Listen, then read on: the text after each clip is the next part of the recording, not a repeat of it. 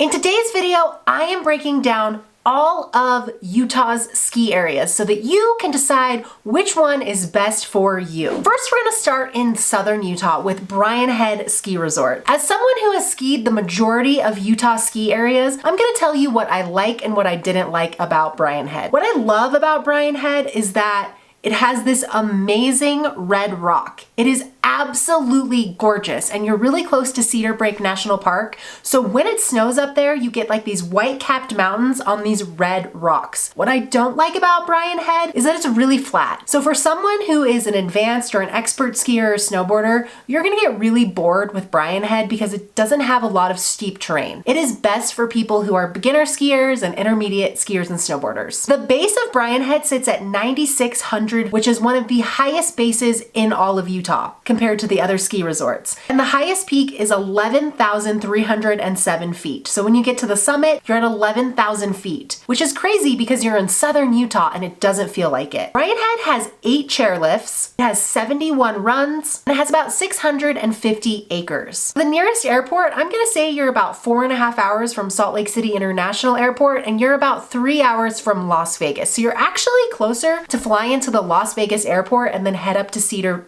City. My husband and I went down here and we skied down here because a lot of my family has moved to southern Utah. So my in-laws live down there, my husband's grandma lives down there, I have cousins that live in Cedar City. So we go down there a lot to visit family, and my husband also has an account down there, one of the ski shops. So we go down there to visit them at George's a lot. And so we ski when we're down there. And we skied that mountain in about an hour. And then we were kind of like, great, like what else do we do? So for us, it was a little bit flat. It was a little bit too easy, but it is absolutely gorgeous. Second ski area in southern Utah that we're going to talk about is Eagle Point. Now, I have also skied this mountain, and what I like about this mountain is it's actually really cool. It's really small and it's kind of a weird layout personally. Eagle Point has some really flat terrain. It's kind of like split into 2 sections, and you have the main village base section is so flat, like so flat, it's flatter than Brighton Head. And then you have like this other disconnected portion that actually has really good terrain. It's steep and it's fun. And on a powder day, it would be amazing because nobody goes there. We also have like this really cool ski in, ski out vibe. Like Beaver is not a very big city. There is nothing around there. You're not gonna have any luxury hotels around this. You're not gonna have anything really luxury. You're gonna wanna do an Airbnb, one of the properties up there, like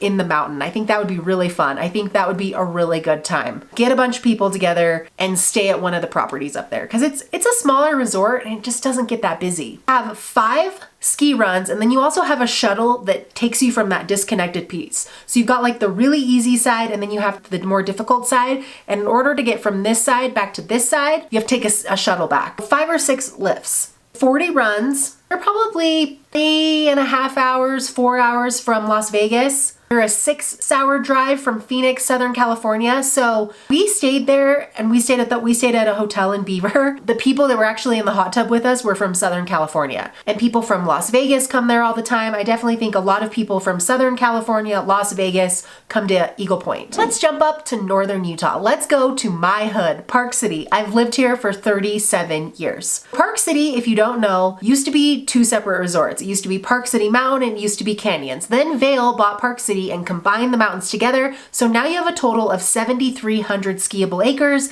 and the mountain is combined with the Quicksilver Gondola. Attaches both mountains together so you can ski the canyon side to the Park City side to the town lift. 3 bases, Canyons Village, Park City Mountain Resort. Also have the town lift, which is where it comes down right into Main Street. 346 trails, 21 lifts, and it's a good mix of like beginner, intermediate, advanced. Like it has a good mix of that stuff. Like there's really good areas. There's a lot of hikeable terrain like Murdoch's Peak, Super Condor, 9990, Jupiter, McConkey's, Pioneer Ridge. Those are all places that are really, really fun on a powder day if you're intermediate, advanced. And if you're a beginner, you're gonna wanna stay on the Park City Mountain Village base side and stick to Payday, First Time, Bonanza. And if you're an intermediate skier, you're gonna love King Kong on Park City. It's all blue runs. It's really fun. So Park City is a good mixture of beginner to expert. Also very family friendly, and it's on the Epic Pass. A 40-minute drive from Salt Lake City International Airport, so really convenient. Be closer if you stay at Canyons Village. It's probably gonna be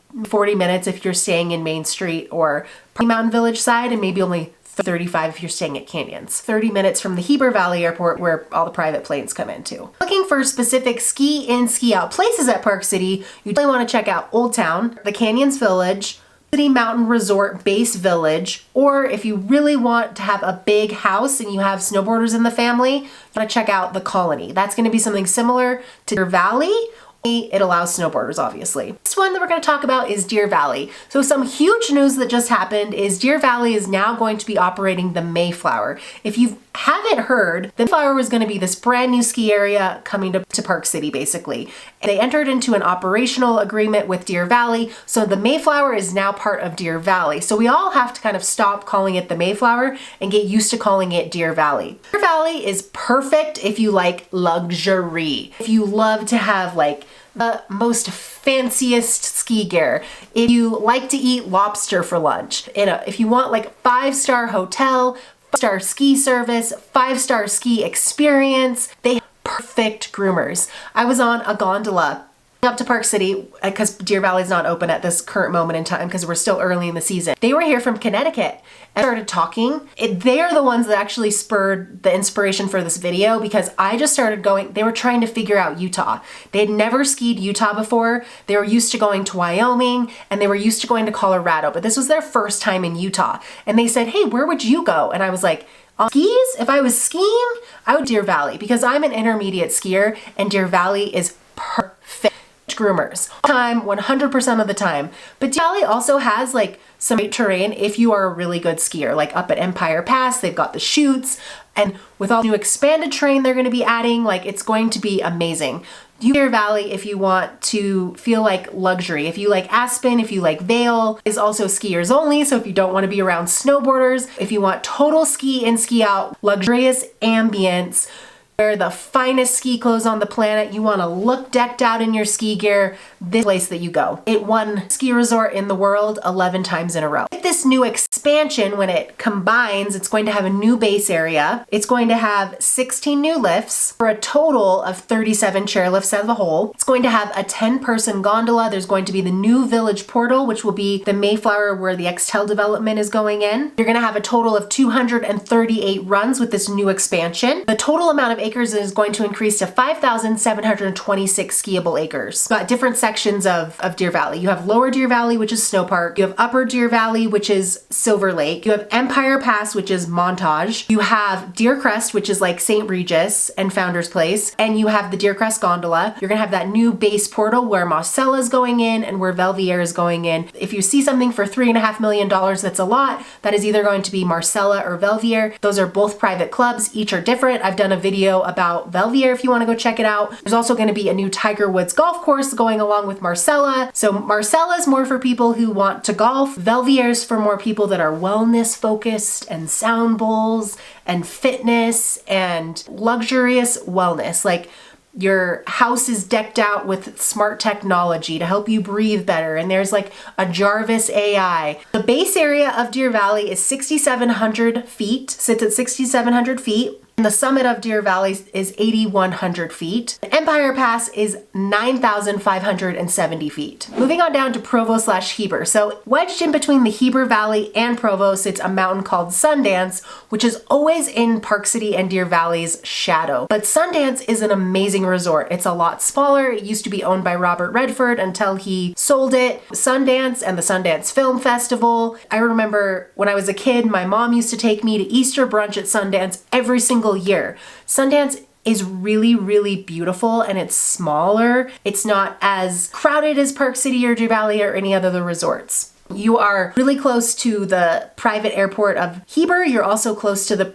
airport in Provo. There is a smaller airport in Provo. And then you also have the Salt Lake City International Airport. You have views of Timpanogos, which is one of Utah's most beautiful mountains, which sits about 11,000 feet. Base of Sundance is 6,100 feet. So it's a little bit lower in elevation. So it opens a little bit later in the season because it just doesn't get the snowfall. Sundance benefits from southwesterly storms. Sundance, Park City, Deer Valley always really do well when we get a southwesterly storm. Anything that is northwesterly is going to benefit the Cottonwoods, and we'll get to that in a minute. It has 5 chairlifts, 44 runs, and they have been doing some upgrades. It's basically really a hidden gem that nobody cares about. So if you don't want to be like bombarded with crowds and pay like an extravagant amount of money for a ski pass, and you kind of want to go check it out, it's definitely worth checking out. Now let's cruise to Salt Lake. So first we're going to start with Big Cottonwood Canyon. So we're going to start with Brighton. When I was growing up, I actually learned how to snowboard at Snowbird, and then I also bought passes to Brighton and Park City. Brighton is very snowboarder heavy. It has a huge presence of snowboarders. So if you don't like snowboarders, Brighton might not be the best place to go. It's also harder to get to because it's the top of Big Cottonwood Canyon. So Big Cottonwood Canyon, I think, is a little bit gnarlier of a drive than Little Cottonwood Canyon. And with the traffic these days that's happening up there, there's always someone sliding off the road into the river, a car flipping over. There's always problems in this canyon. So heads up, be really, really safe when you drive this canyon. It gets a lot of snow. Brighton is known for getting a ton of snow. Now, while there's not like a lot of places to stay in Big Cottonwood Canyon, there are some cute little cabins nestled in Brighton that could be fun if they're on Airbnb or VRBO. They have one little motel. It's not very high end. They have a little hotel up there, and they do have a little Brighton store, and they have like a little ski shop, and then you have Molly Green's, which is like the bar. So it's very small. It's very quaint. It really hasn't had a lot of resort expansion. It hasn't had a lot of development. It's really stayed the same. The base of Brighton is 8,755, so 8,755 feet. So it's a high elevation base, which is why it gets all the good snow. The summit of Brighton is going to be 10,500 feet, 6 lifts, 66 trails. All the fun at Brighton happens off-piste. It happens off-piste, in the tree runs, in the runs that, I mean, I could ski Brighton and like find a new run every time I skied there. Millie is a really, really, really fun chairlift, especially on a powder day. And Great Western is also really fun on a powder day. Again, it's very snowboarder heavy. Brighton has gotten really, really popular as well. And parking is really difficult up there. So they do require reservations for certain types of passes. Make sure you want to leave really early if you go up there. Also, just be wary of Big Cottonwood Canyon just being a little bit sketchier and harder to get to. Make sure you have really good snow tires. Solitude. Solitude is actually a really, really fun mountain. It's on the Icon Pass now. It was similar to Sundance, in which years and years ago, before it became Icon, nobody cared about this mountain, nobody skied it, and you get as much snow as Brighton gets, and literally nobody would go there because nobody cared about it. But now it's on the Icon Pass, it's unlimited, so it's always crazy busy. But also the fun happens at this mountain off the trails. Get off the trails, get away from all the gapers, from all the people who don't know how to ski, and go through the gates when they open the gates up and go have a smoking good time. Fantasy Ridge, Honeycomb Canyon, it is gorgeous up there. Absolutely gorgeous. I've hiked Fantasy Ridge several times.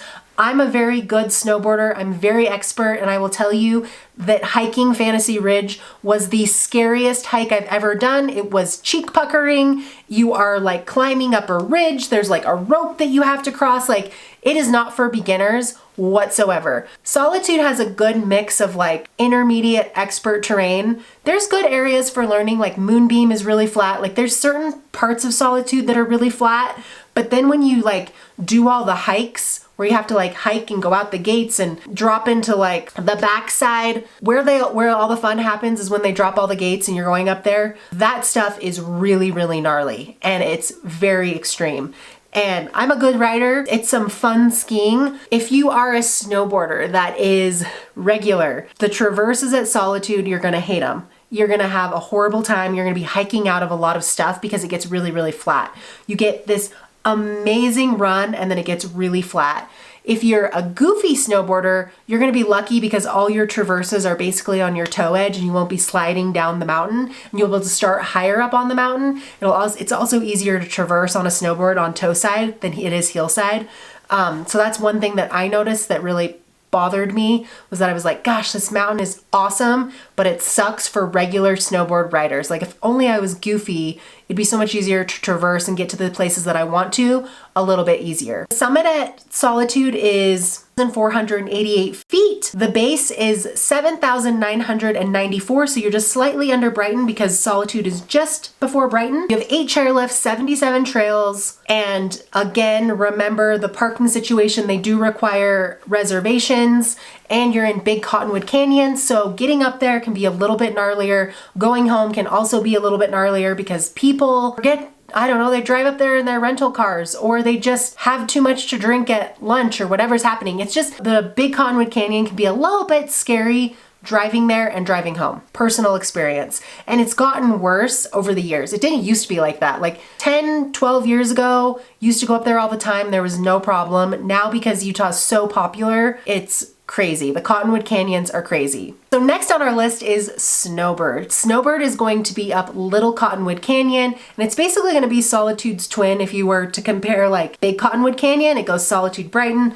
Little Cottonwood Canyon, it goes Snowbird Alta. So Snowbird is best for advanced and expert skiers. If you're a beginner, you're gonna have a terrible time at Snowbird. It just does not have good beginner terrain. Has one chairlift chickadee, and then basically you're on Big Emma, and Big Emma is not a green run. Big Emma is, if you go to other resorts, like riding Big Emma is basically like being on a blue run at another resort. There's really no green runs at Snowbird, even though they do say they have green runs. Everything at Snowbird is harder. If you like steep and you like deep powder and you like amazing views, Snowbird is the place to go. If you're somebody who likes to ski like Jackson Hole and those big mountains, you're gonna love Snowbird. You're also gonna love Alta. It has 14 lifts, you have a tram, 148 trails. 66% of this mountain is expert advanced. The base of Snowbird is 7,760 feet, and Hidden Peak, once you get to the top of the tram, you're at 11,000 feet. They do a phenomenal job with their webcams. Park City is one of the biggest mountains, and they have the shittiest webcams. When you go over there to like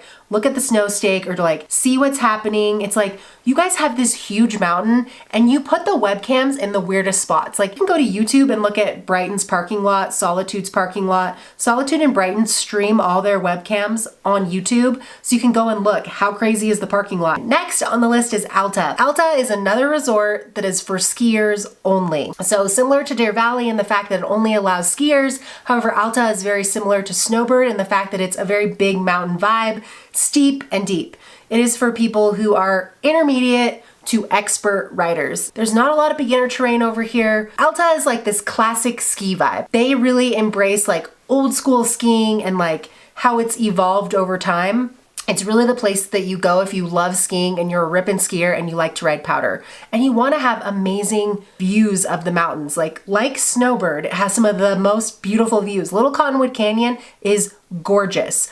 Little Cottonwood Canyon is way prettier than Park City. Way prettier. So Alta has great powder skiing. It's a skiers only mountain. The base sits at 8,530 feet. The summit is 10,500 feet. It has 2,614 skiable acres. It has 116 trails and 7 chairlifts. This is a place where a lot of people go for pre-season. You also have a lot of backcountry skiing up Little Cottonwood and Big Cottonwood Canyon. So if you see a lot of people parked along the street, it's because Little Cottonwood and Big Cottonwood Canyon are a major ski hub for backcountry skiing and touring. So splitboarding, touring, and it's really funny too because the Wasatch Back is such a small little place. Like if you go up to Park City, if you go up to 9990, just on the backside of that, that's all the backcountry for Big Cottonwood. So if you could drop right into Big Cottonwood Canyon and then you'd be at Brighton. And if you did the backcountry up at Brighton, you drop in the backside of that, like the backside of Fantasy Ridge of Solitude is Little Cottonwood Canyon. It's Alta. It's where they do their cat skiing operation. So you'll get to understand like how tight knit and close the Wasatch Back Mountains actually really are, which is really, really cool. Next, we're gonna cruise up to Ogden. So Ogden is even further north. You're gonna be about probably an hour from Salt Lake City International Airport. There's also a little airport in Ogden. In Ogden, you have Snow Basin. Snow Basin reminds me of a mini Snowbird. It has like a mini cirque. It's really hard to ski on a flat light day. So if it's flat light, cat tracks go through the middle of all the runs. So if it's a flat light day at Snow Basin, it's a really hard mountain to ski. It's a really fun mountain to ski. There are some really long runs there. Its base sits at 6,391 feet. The summit is 9,150 feet. It has 13 chairlifts, 104 trails. The steepest run at Snow Basin is 74 degrees. You can get access to it. You go up John Paul, then you take up this little tin can John Paul, and you go all the way up to this peak, and it's a 74 degree. I mean, it's where they did the Grand Slalom for the 2002 Winter Olympic Games. It is so steep. Snow Basin has a good mix. It has beginner terrain, it has intermediate, it has advanced, like it's a good overall mix. I would say the one thing about kind of the Ogden area is that the ski areas, there's not really a lot of places to stay and there's not really a lot of amenities. Park City is really amenity heavy. Deer Valley's a lot really amenity heavy. You know, Snowbird and Alta, you don't have as many options to choose from when you're staying, if you want to stay up the canyon. Same with Solitude and Brighton, or you're staying in Salt Lake right at the base of those canyons and driving up, where Park City has just a ton of amenities. Snow Basin is probably like 30 minutes from Ogden, maybe 20. There's not going to be a ton of places to stay on mountain at Snow Basin, so you're going to want to look at areas like Mount Green or Huntsville and see if there's any like Airbnbs or VRBOs for a house so that you can be a little closer to Snow Basin and not have to stay in Ogden. Next, we're going to talk about Powder Mountain. So the Netflix founder, Reed Hastings, has bought the majority shares of Pow Mau. What I love about Pow Mau, that Park City and Pow Mau kind of duel out. Like Park City's like, we're the biggest resort. Well, actually, Powder Mountain has 8,464 skiable acres. A lot of that is controlled cat skiing. Powder Mountain is a cool mountain. It's just a little bit up from Eden, so it's pretty close to Snow Basin, Huntsville, but it's just like probably 15 minutes from Eden, which is a little small area outside of Ogden. One thing that I love about Pow Mau is that they limit season pass sales and they limit day tickets, so uncrowded. And there's untouched powder for days if you hit it at the right time. Powder Mountain is kind of a beginner intermediate mountain. I don't think it's that steep. I think it's really flat. And there's only a couple of areas, like you have to know where to go at Powder Mountain to get the good stuff. Paradise Chair is one of those places. The Snow Country like bus run, shuttle run, where you kind of like go through the Snow Country gates, you drop down through the canyon, and then you kind of like ride out the trail, and then you get picked up by a bus, and then they shuttle you back up to the resort. That's kind of hard to find, but it is really, really fun. Then you also have like Lightning Ridge, which is all the controlled cat skiing. So that is something really unique to Powder Mountain. 9 lifts at Powder Mountain, 167 trails. Elevation, which is James Peak, is 9,022 feet. Base sits at 6,900 feet. So Powder Mountain actually has some really cool real estate offerings that they're similar to Deer Valley. It's like really cool, modern, like Scandinavian, like ski in, ski out properties. So if you can wing it, those would be some cool places to stay at. Otherwise, you're staying in Eden or you're staying in Ogden, which is a little bit farther away. It's a little bit further of a drive. But again, Powder Mountain is one of my favorite places. It's like a 2.5-hour drive from Park City. So when I'm able to get up there, I absolutely love it, just because there's untouched powder for days. Hey, if this is your first time to the channel, this channel is all about living, playing, working, buying ski properties and vacation homes in Park City, Utah. Make sure you subscribe to this channel, hit the bell so you don't miss future notifications. I'm a 37-year resident of Park City, Utah. If you liked this video, then definitely make sure you go and watch this video next.